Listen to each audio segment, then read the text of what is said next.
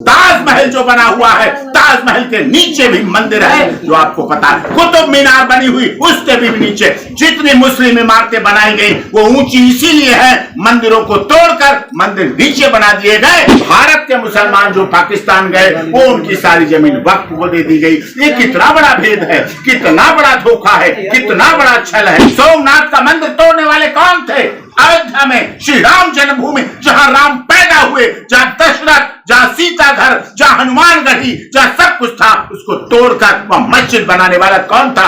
हाँ, इन्होंने किया है दरिया दिली दिखा के, सोमनाथ का मंदिर तोड़ा।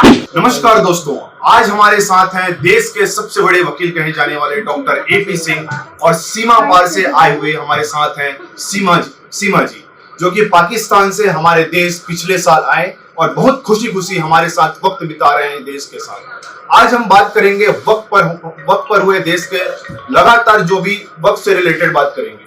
तो हमारे साथ सबसे पहले हम एपी सिंह से सवाल करेंगे। सर, वक्फ बोर्ड में लगातार जो कानून में संशोधन हुए 1913, फिर 1954, फिर 1955, उसके बाद लगातार जो चेंजेस लाई गई है मोदी गवर्नमेंट के द्वारा, आप इसको किस तरह से देखते हैं? ये चेंजिंग बहुत बड़े चेंजिंग होगी। इसे कहते हैं अब तक के निराशावादी, गैर कानूनी, अहितकारी, देश के खिलाफ, देश की सार्वभौमिक सत्ता के खिलाफ, मुसलमानों के खिलाफ, हिंदुओं के खिलाफ जो आताताई था वो चीज अब खत्म होगी। अब 40 सुधार उसमें आए हैं, 40 संशोधन आए हैं। महिलाएं भी वक्फ बोर्ड की सदस्य बनेंगी, सम्मानित सदस्य बनेगी, क्योंकि इतनी बड़ी बेईमानी, इतनी बड़ी धोखाबाजी और कहीं जगह नहीं थी। आज से 13 साल पहले 51,000 प्रॉपर्टियां थी वक्फ की।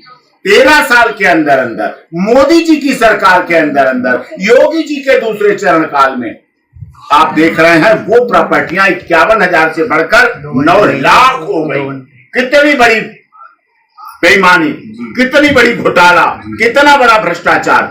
आज वक्फ बोर्ड इस देश का तीसरा सबसे अधिक जमीन रखने वाला संस्थान बन गया। सर, ऐसा लगातार कहा जा रहा है कि डिफेंस के बाद, रेलवे के बाद तीसरे नंबर में सबसे ज्यादा प्रॉपर्टी वक्फ के पास है, और देश में सरकार जो बैठी है वक्फ से सीधे रिलेटेड जो मुसलमान है उनकी प्रॉपर्टी छीनने की कोशिश कर रही है। बिल्कुल बिल्कुल यही बात नहीं है।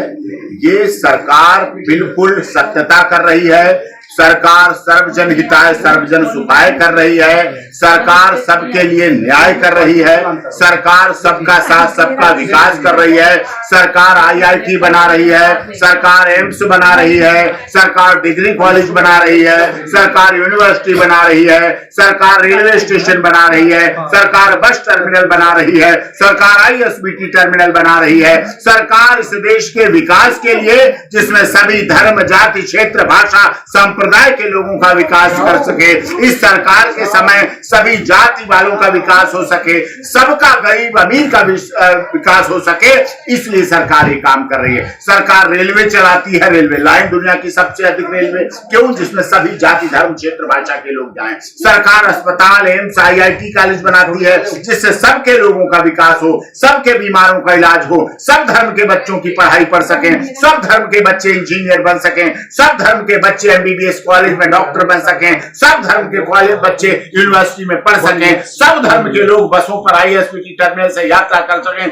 सब धर्म के लोग अपनी गाड़ियां एक्सप्रेस वे पे चला सकें और उन पर यात्रा कर सकें। ये सरकार का। सर, एक पंक्ति लगातार जो इस देश में अभी बात कही जा रही है विपक्ष की तरफ से कि वक्फ बोर्ड में एक लाइन है कि वक्फ बोर्ड पत्थर की लकीर माना जा रहा है। आप तमिलनाडु में तिरुचिरापल्ली का केस देखें, जहां 300 एकड़ की जमीन को, पूरे के पूरे गांव को वक्फ बोर्ड ने अपने कब्जे में ले लिया। आप वकील हैं और आप बहुत अच्छे से जानते हैं कि इलाहाबाद हाई कोर्ट की पूरी जमीन एक तरफा हाई कोर्ट से छीनकर वक्फ बोर्ड ने अपने नाम कर लिया, और इतना जबरदस्ती होने के बाद आप इस बात को क्या देख पा रहे हैं? ये सत्यता है, यही भ्रष्टाचार का तरीका था, क्योंकि वक्फ बोर्ड में न खसरा चलता है, न खतौनी चलती है, न इंतखाब चलता है, न रजिस्ट्री चलती है, न रजिस्टर्ड डील चलती है, न म्यूटेशन चलती है, न इंतखाब चलता है, न कानून गो का बयान चलता है, न तहसीलदार का बयान चलता है, न नायब तहसीलदार का बयान चलता है, न मुखिया का बयान चलता है, न प्रधान का बयान चलता है, न सरपंच का बयान चलता है, न पुलिस वाले का बयान चलता है, न चौकीदार का गाँव के बयान चलता है, न ADM कोर्ट में जाता है, न सिविल जज के यहाँ जाता है, किसी के यहाँ कोई कानूनी कार्रवाई नहीं। कोई कागजी कार्रवाई नहीं, कोई अदालत नहीं, कोई सिद्धांत की बात नहीं, जिस पर हाथ रख दे वो उसकी हो गई। ऐसा कानून कहीं नहीं था। ये कानून तुष्टीकरण की नीति से, फिरका परस्ती की नीति से, वोट बैंक की नीति से कांग्रेस ने उस समय बनाया था, जो अब पर्दाफाश हो रहा है। और आपको आंकड़ा बताता हूं, 2014 का जब चुनाव होने वाला था, जिसमें मोदी जी पहली बार प्रधानमंत्री बने, फरवरी के समय 2014 में 123 संपत्तियां दिल्ली की वक्फ बोर्ड को दे दी गई। 123 संपत्तियां दिल्ली की वक्फ बोर्ड को दे दी गई। क्यों दे दी गई, किस लिए दे दी गई? उन्हें पता था कि सरकार जा रही है, इसलिए जाते जाते मंदिर को मत दे जाओ, गुरुद्वारे को मत दे जाओ, गिरजाघर को मत दे जाओ, अनाथों के लिए मत दे जाओ, विधवाओं के लिए मत दे जाओ, अस्पताल के लिए मत दे जाओ, किसी बुजुर्गों के लिए मत जाओ, वक्फ के लिए दे जाओ।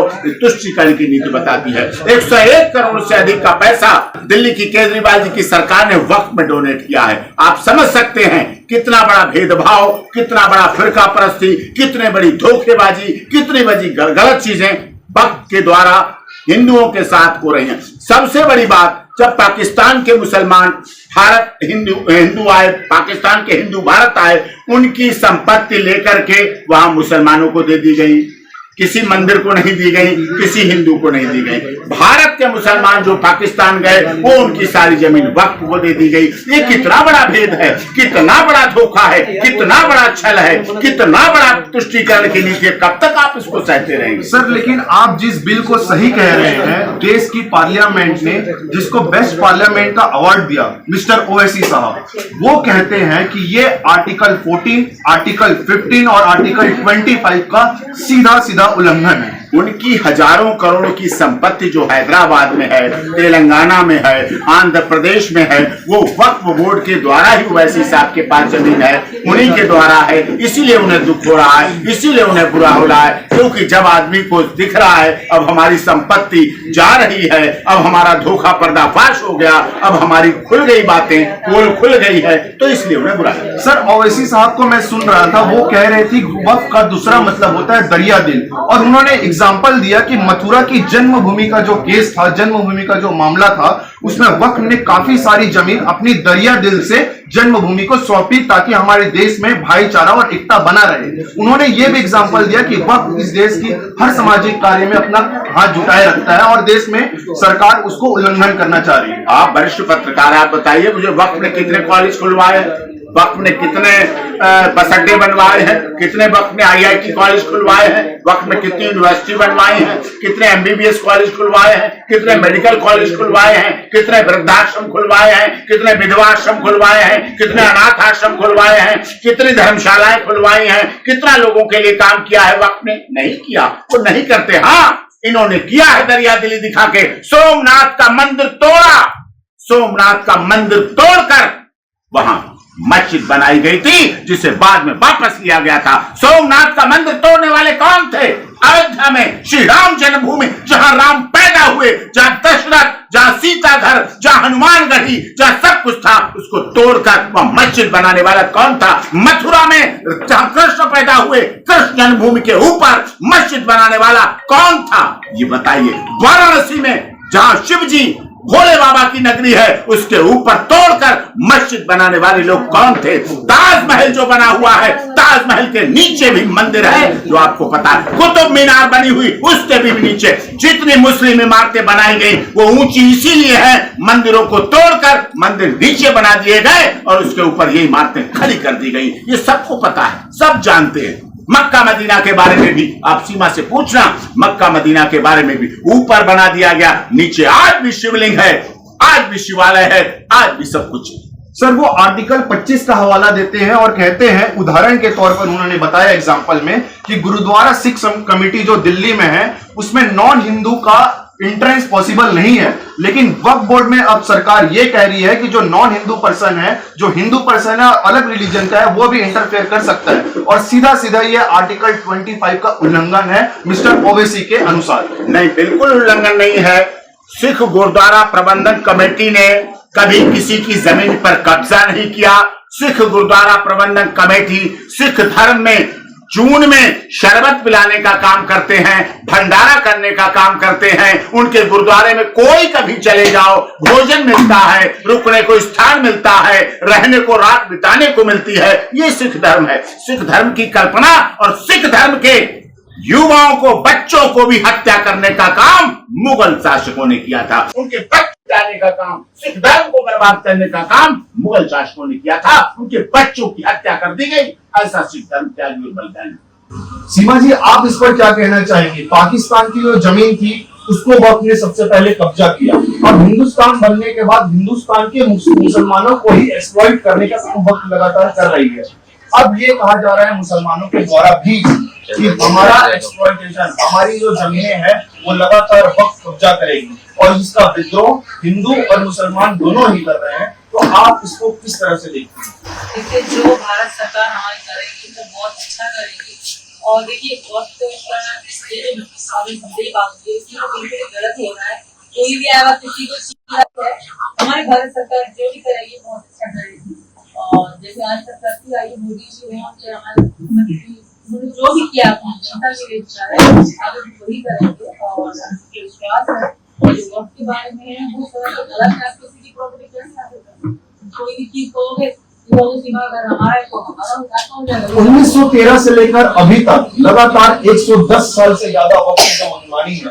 क्या आपको लगता है कि कल वक्त वाले आए और कहें सीमा जी ये घर हमारा है और आपको कल के डेट में खाली करना है, तो क्या आप वक्त के खिलाफ नहीं?